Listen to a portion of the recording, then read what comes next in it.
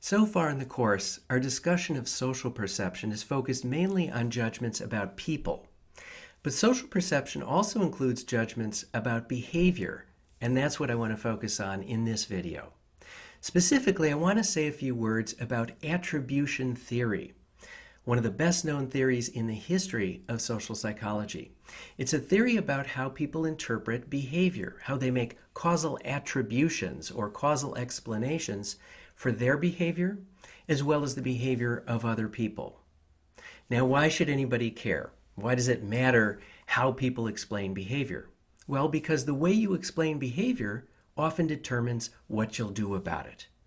If, for example, you fail an exam because you haven't prepared for it, you might study harder the next time around. But if you attribute the failure to the exam being unfair, if that's your explanation, then maybe instead you'll talk with other students, maybe you'll file a complaint, maybe you'll visit the instructor during office hours, but it'll be a different solution. Or going back to the example we discussed earlier, if you're the leader of South Korea and you attribute North Korea's armament to aggressive intentions, you'll probably behave differently than if you explain North Korea's behavior in terms of its own national defense. Think about how important attributions are in the Palestinian-Israeli conflict. In addition, understanding how people explain behavior is useful at the personal level. For example, it can help us avoid conflict. It can improve friendships and romantic relationships. It can increase productivity and job satisfaction, and it can lead to greater self-understanding. So let's start our discussion of attribution theory with a few words about what exactly it is and where it came from. Attribution theory is generally credited to Fritz Heider, who kicked everything off with a 1958 book called The Psychology of Interpersonal Relations. But it was social psychologists like Bernie Weiner and Hal Kelly who were actually among the first to develop attribution theory into a detailed and testable theory. According to Kelly, people generally explain behavior in terms of three possible causes. The first one is simply the person. That is, something about the person may have caused the behavior. Second, entity. Some enduring feature of the situation or the stimulus, the entity, something outside the person may have caused the behavior. And finally, time. Something about the particular occasion may have caused the behavior. Kelly proposed that these attributions are based largely on three corresponding sources of information. First, he said people look at consensus. Do other people respond similarly in the same situation? Is there a sort of consensus behavior in response to the situation? Second, distinctiveness. Do other situations elicit the same behavior, or is this one distinctive in some way? And finally, consistency. Does the same thing happen time after time? So to illustrate, suppose that you were the only person to perform well on a variety of tests across a range of occasions. Well done. In terms of Kelly's theory, what kind of pattern of information would that represent? Well, for one thing, we know that it would be low consensus, right? Because it's not that everybody does this, that's not the consensus behavior, but in fact, you're the only one who's performing well. Second, it would be low distinctiveness, because it happens across a wide variety of tests. There's nothing distinctive about the results of any one particular test. You're doing well in this test and that test and that test and so on. And finally, high consistency, because the same thing happens again and again and again across a range of occasions. Even if it's the same test, every single time you take it, you're doing well. In such a case, Kelly would predict a person attribution, an explanation in terms of your personal abilities. Let's pause for a pop-up question just to make sure Kelly's framework is clear. Kelly realized, of course, how oversimplified this model was, but he proposed it as a general framework to think about how people make causal attributions. And in most respects, the model has held up quite well over time. It's received quite a bit of research support. I'll mention some exceptions in the next video when we cover attributional biases. But for now, I want to talk about just one factor that influences causal attributions, whether they're accurate or whether they're biased.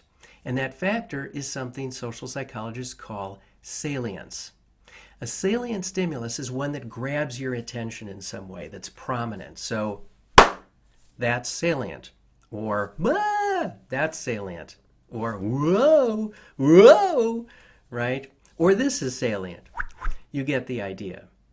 And the research finding here is that salient stimuli tend to be viewed as disproportionately causal. That is, in general, the more salient a stimulus is, the more likely it is to be viewed as causal, as having caused a behavior to occur. Not always, not in every situation, but in many situations. In other words, perceptions of causality are partly a function of where one's attention is directed within the environment. And attention is in turn a function of salience. We pay more attention to things that are salient. In 1978, a landmark paper on this topic was published by Shelley Taylor and Susan Fiske. In this paper, they reviewed a large number of studies on the link between salience and causal attribution. But let me just highlight a few to give you a sense of these studies and some of the most interesting results that they generated. In one experiment, 6 observers watched a dialogue between 2 people while seated either behind one of the individuals, whom I've labeled A and B in the diagram, or on the sidelines between the two. In this particular study, the observers were actually the experimental subjects or participants, and the 2 people in the center, person A and person B, were confederates of the experimenter, meaning that they were members of the research team playing a particular role. All of the observers watched the conversation simultaneously, so the only informational difference was the visual salience of the 2 people holding the discussion. That is, everybody listened to the same conversation at the same time. For people sitting behind person A, looking into the face of person B, the most salient person was B. On the other hand, for people sitting behind person B, observing person A, the most salient person was A. And for people sitting on the sidelines, A and B were equally salient. What were the results? Well, despite the fact that everyone heard the same conversation, Taylor and Fiske found that observers tended to rate the person in their visual field as having set the tone of the conversation, having been the one who determined the type of information exchanged, and having caused the other person's responses. That is, observers of person A saw A as more influential or causal. Observers of person B saw B as more causal, and observers on the sideline gave ratings that fell in between the 2 other groups. Now let's return for a moment to a question that I posed earlier, which is, why should we care about these findings? Why does this matter? Well, if we want to make fair and accurate judgments about what led somebody to behave in a certain way, or who's responsible, or in the case of a crime, even who's guilty, then we probably don't want to be influenced by where we happen to be looking at the moment that we're making the judgment. And we sure don't want to be influenced without knowing it. And yet, if we're not careful, this is exactly what can happen. Let me give you an example. Research by Dan Lassiter and his colleagues on false confessions and videotaped police interrogations has found that when the camera angle focuses on the suspect, people are twice as likely to see the suspect as guilty than when the camera is focused on both the suspect and interrogator. And when it comes to preventing false confessions, that is, confessions when the suspect's actually innocent, the best practice of all may be to focus mainly on the interrogator, because it makes that person seem more responsible for pressuring the suspect into a false confession. Professor Lassiter was kind enough to share some video clips that he used in this research, reenacting a real-life case that experts say was probably a false confession. Let's watch 1 minute of the interrogation, first focusing on the suspect, which is the most common way that police interrogations are videotaped, and then we'll watch the very same interaction, this time focusing on the interrogator. Now, when you led her off the road, you said you tried to, I guess, either calm her down or hug her. and she pulled away. Yeah. Was she pulling away from you, or... Well, she was kind of pulling away and turning away from me. And then I think she turned her back around, and I think she said maybe something about not caring anymore. And did that make you angry or frustrated or what? I assume, yes. Assume yes what? Well, I'm sure it came close to killing me. Did it make you... Well, I ask you two questions, son. Did it make you angry or frustrated or both or neither? Well, it probably wasn't anger. It was probably just frustration. Now, when you struck her, did you pick up anything on the ground to strike her with? I don't think so. Could you have picked up a rock and hit her with it? I could have, you know. Is that a possibility? Yeah, I mean, anything is a possibility, but I don't have memories. So that's the interrogation focusing on the suspect, which is how most interrogations are recorded. And I must say that the suspect does look guilty. But before we reach a verdict, let's watch the very same interrogation, this time from the suspect's point of view, focusing on the interrogator, who's clearly putting a lot of pressure on the suspect. Remember that the experts think that this case is probably one of a false confession, in which the interrogator is pressuring the suspect, and eventually the suspect confesses to a crime he didn't commit. Now, when you led her off the road, you said you tried to, I guess, either calm her down or hug her, and she pulled away. Yeah. Was she pulling away from you, or... Well, she was kind of pulling away and turning away from me. And then I think she turned her back around, and I think she said maybe something about not caring anymore. And did that make you angry or frustrated or what? I assume, yes. Assume yes what? Well, I'm sure it came close to killing me. Did it make you... Well, I ask you two questions, son. Did it make you angry or frustrated or both or neither? Well, it probably wasn't anger. It was probably just frustration. Now, when you struck her, did you pick up anything on the ground to strike her with? I don't think so. Could you have picked up a rock and hit her with it? I could have, you know. Is that a possibility? Yeah, I mean, anything is a possibility, but I don't have memories.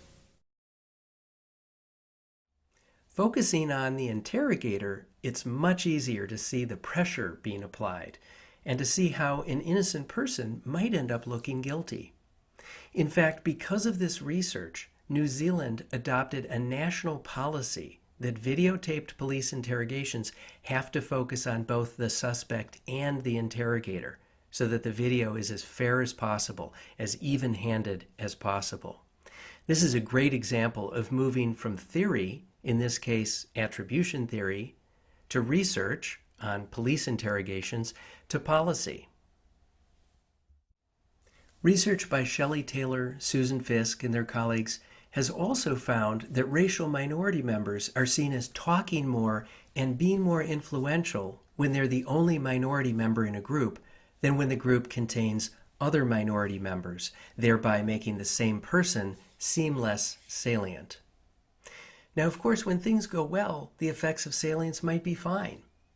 But when there's a problem, when a team is defeated, when a group fails, maybe even when the economy is weak, then people who are salient because they look different or because they sound different are at risk of becoming scapegoated.